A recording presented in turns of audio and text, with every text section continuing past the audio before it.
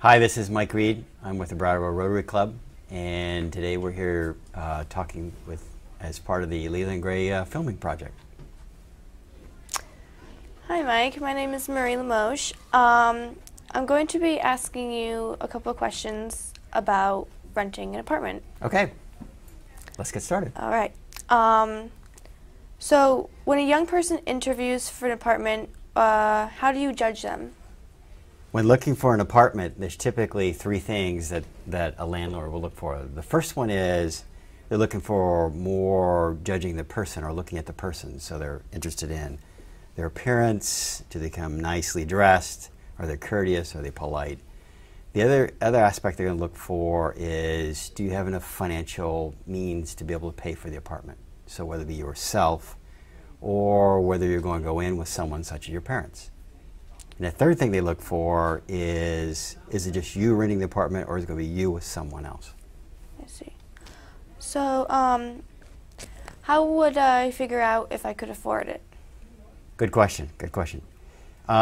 Financially, what you need to look for and what we generally guide people towards is it's 3 times the amount of the rent plus the utilities. So with that would be electricity or heat.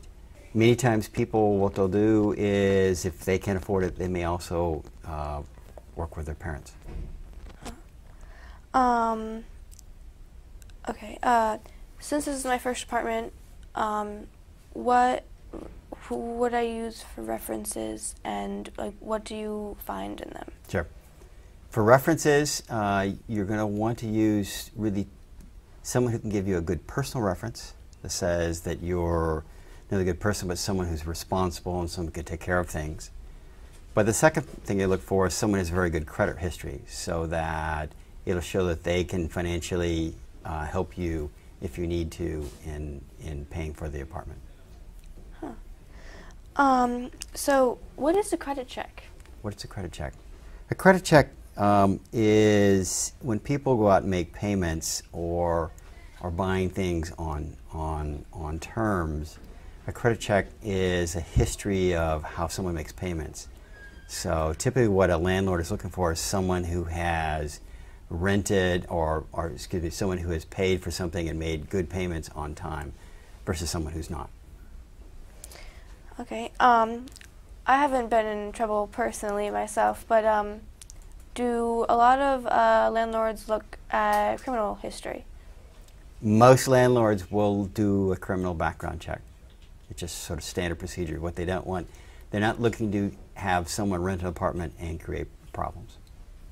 I see. So does this person who decides to rent an apartment have to have a job, or can their parents just pay for it? What a landlord is typically looking for is someone who can either themselves pay for it or who have someone sign up as a secondary to pay for it. So many times what you'll have is someone who's signing for the lease, there'll be a secondary signer, and that could be their parents. Okay.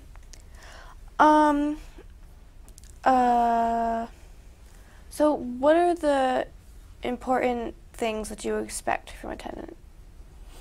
Good question. What tenants, what we would be looking for, or a landlord would be looking for, would be someone who takes care of the place, keeps it nice and neat and clean, someone who pays in a timely manner, so that they're always paying their monthly rent on time.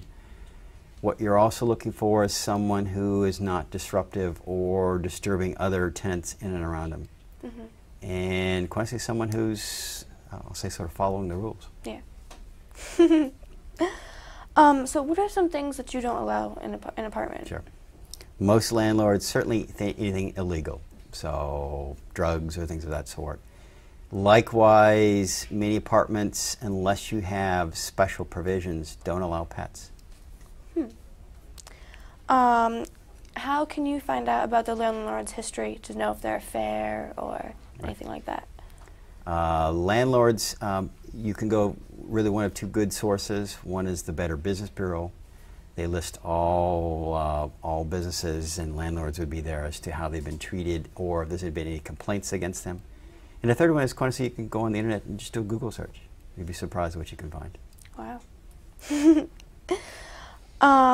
Well, this has been really helpful, Mike, and I just have one more question, though. What happens if something is stolen from the apartment or there's damage to it? How does that work? Sure. The landlord is, you got to remember this way, the landlord is responsible for the outside walls, so any of the contents inside an apartment, it's your responsibility. So whether someone steals something, it's broken, or even water damage, say it leaked through and damaged your property.